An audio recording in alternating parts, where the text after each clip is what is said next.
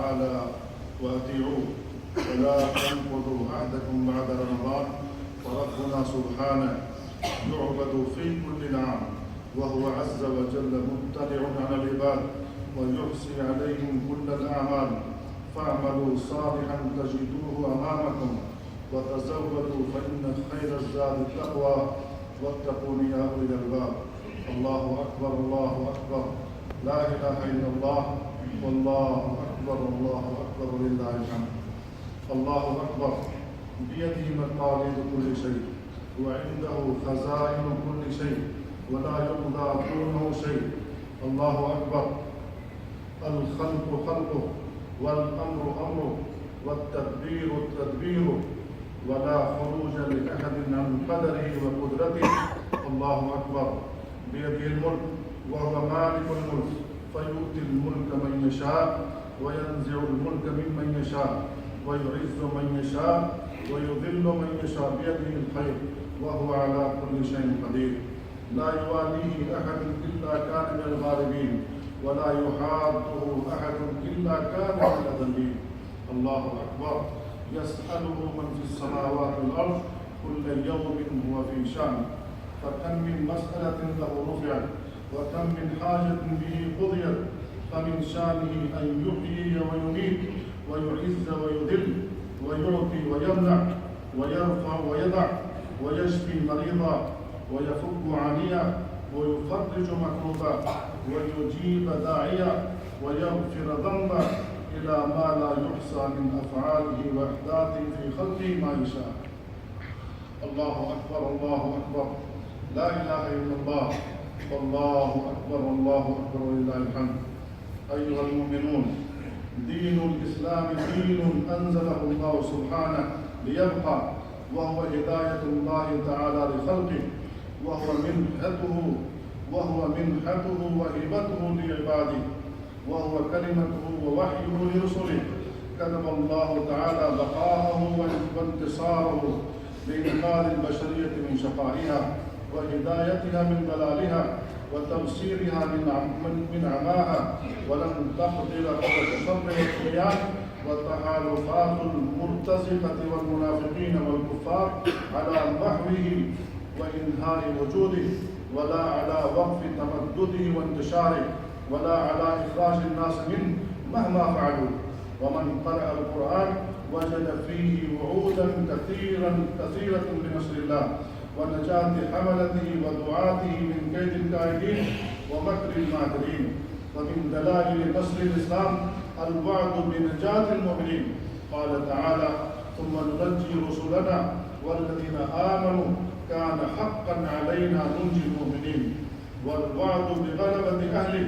قال تعالى: ومن يتول الله ورسوله والذين آمنوا فإن حزب الله هم الغالبون. والوعد بنصرهم والانتقام من أعدائهم. قال تعالى: فانتقمنا من الذين أجرموا وكان حقا علينا نصر المؤمنين. ونصر الله تعالى يأتي حين يشتد العدى على المؤمنين ويعظم تسلط الكفار والمنافقين ويدب البأس والإحباط في القلوب. قال تعالى: أم حسبتم أن تدخلوا الجنة ولما يأتكم مثل الذين خلوا من قبلكم مستهم البأساء والضراء وزلزلوا حتى يقول الرسول والذين آمنوا معه متى نصر الله ألا إن نصر الله قريب. وقال تعالى: حتى إذا استيأس الرسل وظنوا أنهم قد كذبوا جاءهم نصرنا. ونصر الله تعالى من كلماته التي لا تبدل ومن وعده الذي لا يخلف. قال تعالى: ولقد كذبت رسل من قبلك فصبروا على ما كذبوا وأوذوا حتى أتاهم نصرنا ولا مبدل لكلمات الله. وقال تعالى: يومئذ يفرح المؤمنون بنصر الله ينصر من يشاء وهو العزيز الرحيم. وعد الله لا يخلف الله وعده ولكن أكثر الناس لا يعلمون. ومن دلائل نصر الإسلام الوعد بالتمكين للمؤمنين. قال تعالى: ولينصرن الله من ينصره إن الله لقوي عزيز. الذين إن مكناهم في الأرض أقاموا الصلاة وآتوا الزكاة وأمروا بالمعروف ونهوا عن المنكر ولله عاقبة الأمور. وقال تعالى: وعد الله الذين آمنوا منكم وعملوا الصالحات ليستخلفنهم في الأرض كما استخلف الذين من قبلهم وليمكنن لهم دينهم الذي ارتضى لهم وليبدلنهم من بعد خوفهم أمنا يعبدونني لا يشركون بي شيئا. الله أكبر، الله أكبر، لا إله إلا الله، والله أكبر، والله أكبر ولله الحمد. ومن دلائل نصر الإسلام الوعد بهلاك المكذبين وعذابهم. قال تعالى: ولا يزال الذين كفروا تصيبهم بما صنعوا قارعة أو تحل قريبا من دارهم حتى يأتي وعد الله إن الله لا يخلف الميعاد. ومن دلائل نصر الإسلام كيد الله تعالى بأعدائهم ومكره سبحانه بهم. قال تعالى: ومكروا مكرا ومكرنا مكرا وهم لا يشعرون فانظر كيف كان عاقبة مكرهم أنا دمرناهم وقومهم أجمعين فتلك بيوت خاوية بما ظلموا. وقال تعالى: إنهم يكيدون كيدا وأكيد كيدا ومهل الكافرين أمهلهم رويدا. ومن دلائل نصر الإسلام الوعد الرباني بأن أهله غالبون وأن أعداءه مغلوبون. وقال تعالى: ولقد سبقت كلمتنا لعبادنا المرسلين إنهم لهم المنصورون وإن جندنا لهم الغالبون. قال تعالى: إن الذين كفروا ينفقون أموالهم ليصدوا عن سبيل الله فسينفقونها ثم تكون عليهم حسرة ثم يغلبون.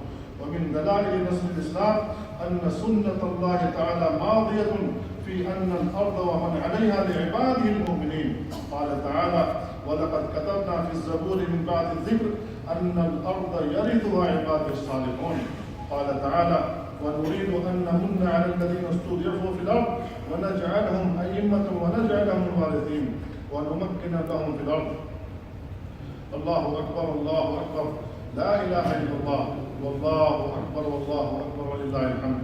ومن دلائل نصر الإسلام الوعد بتمام نور الدين. قال تعالى: يريدون أن يطفئوا نور الله بأفواههم والله ويأبى الله إلا أن يتم نوره ولو كره الكافرون. ومن دلائل نصر الإسلام البشارة النبوية ببقاء الإسلام إلى قيام الساعة وبرفعة أهله ونصرهم وتمكينهم في الأرض كما في حديث جابر بن سمرة رضي الله عنه عن النبي صلى الله عليه وسلم قال: لن يبرح هذا الدين قائما يقاتل عليه عصابة من المسلمين حتى تقوم الساعة. رواه مسلم. وفي حديث أبي بن كعب رضي الله عنه قال رسول الله صلى الله عليه وسلم: بشر هذه الأمة بالثناء والرفعة والنصر والتمكين في الأرض. رواه أحمد. فاستمسكوا عباد الله بدينكم واعملوا به وادعوا إليه واصبروا على الأذى فيه فإنه دين عزيز منصور وإن حملته منصورون غالبون. فإما أدركوا النصر ففرحوا بنصر الله تعالى لدينهم وأمتهم وازدادوا يقينا إلى يقينهم، وإما وافوا على الحق لم يبدلوا ولم يغيروا فيوفوا أجورهم فلا خسارة عليهم أبدا إذا سلم لهم دينهم. الله أكبر، الله أكبر، لا إله إلا الله، والله أكبر، والله أكبر ولله الحمد. أيها المؤمنون، اتقوا الله تعالى وأطيعوه وانصروا دينه ولا تبدلوا، فإن من تخلى عن دين الله أو بدله حقت عليه سنة الاستبدال في الدنيا وفاته شرف ولاية الله تعالى وعذاب الآخرة أشد وأنكى. وإن تتولوا يستبدل قوما غيركم ثم لا يكونوا أمثالكم. بارك الله لنا ولكم في القرآن والسنة. بارك الله لنا ولكم في القرآن العظيم ونفعنا وإياكم بما فيه من الآيات والذكر الحكيم. إنه تعالى جواد كريم ملك بر رؤوف رحيم.